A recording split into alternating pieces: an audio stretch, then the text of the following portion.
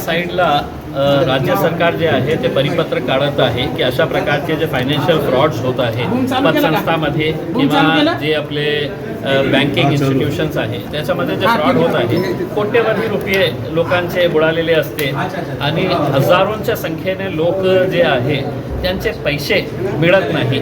तर एका साईडला राज्य सरकार परिपत्र काढत आहे आणि त्यामध्ये टाईमलाईन दिलेला आहे की इतक्या टाईमलाईनमध्ये आपल्याला हे काम करायचे आहे। सगळे जिल्हाधिकाऱ्यांना पोलीस कमिशनरांना हे सगळ्यांना हे परिपत्रक पाठवण्यात आलेलं आहे। तरीसुद्धा कशा प्रकारच्या निष्काळजीपणा किंवा एक कॅज्युअल अप्रोच की हे गोरगरीब लोक आहेत त्यांचं कोणी वाली नाही आहे।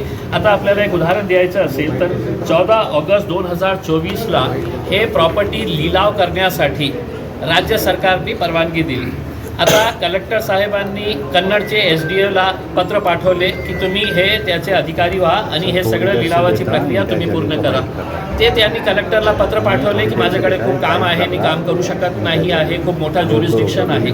आता ऑगस्टच्या नोटिफिकेशन आहे आणि आतापर्यंत काही निर्णय झालेला नाही आहे। आज जेव्हा आम्ही आंदोलन करत आहे, मीटिंग होत आहे, तर कलेक्टर साहेबांनी आदेश दिलेला आहे की तुम्ही SDO कन्नडला सांगितलेलं आहे की कमीत कमी तुमच्या एरियातले जे प्रॉपर्टीज आहे त्याचा लिलावची प्रक्रिया तुम्ही सुरू करा।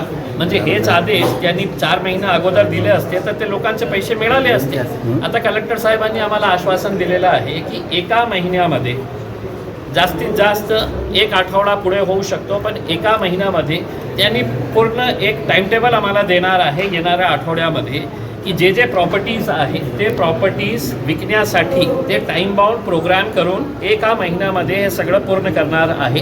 ते लेखीमध्ये आम्हाला येणाऱ्या आठवड्यामध्ये देणार आहे। दुसरा प्रश्न आम्ही हे उपस्थित केलेला आहे की जे डिफॉल्टर्स आहे बँकचे लोनचे त्याची प्रॉपर्टी जप्त करत आहे त्याच्या बाबतीत काय करत आहे तर कोट्यवधी रुपयाची प्रॉपर्टी जप्त करण्यात आलेली आहे, त्याचा लिलावही होत नाही। तर त्यांनी आता हे आदेश दिलेले आहे। मग आपल्याला माहीत असेल की एका मोठ्या नेत्याच्या जवळच्या एका माणसाने प्रॉपर्टी विकत घेतली होती आदर्शची, ज्याच्यावर प्रतिबंध होतं की हे प्रॉपर्टीचा कुठल्याही प्रकारचा फेरफार होऊ नये। मग त्यावेळी आम्हाला सांगण्यात आलं होतं आम्ही चौकशी करू, कारवाई करू। मग चौकशीही झाली नाही आणि कारवाईही झाली नाही, म्हणजे फक्त मोठे नेत्याचं जवळचं आहे म्हणून असा प्रकार सरकार वागणार असेल, प्रशासन वागणार असेल तर हे गोरगरिबांचा पैसा कधी मिळणार आहे।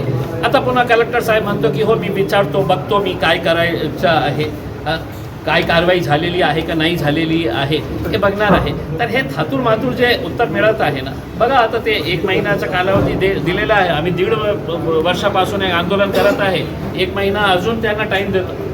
आमरण उपोषण चालू आहे। आता ते आश्वासन देत आहे, आता ते ठेवीदारांवर आहे तर त्यांचं आमरण उपोषण सुरूच ठेवणार आहे का ते संपवणार आहे तर त्यांच्यावर मी सोडलेलं आहे।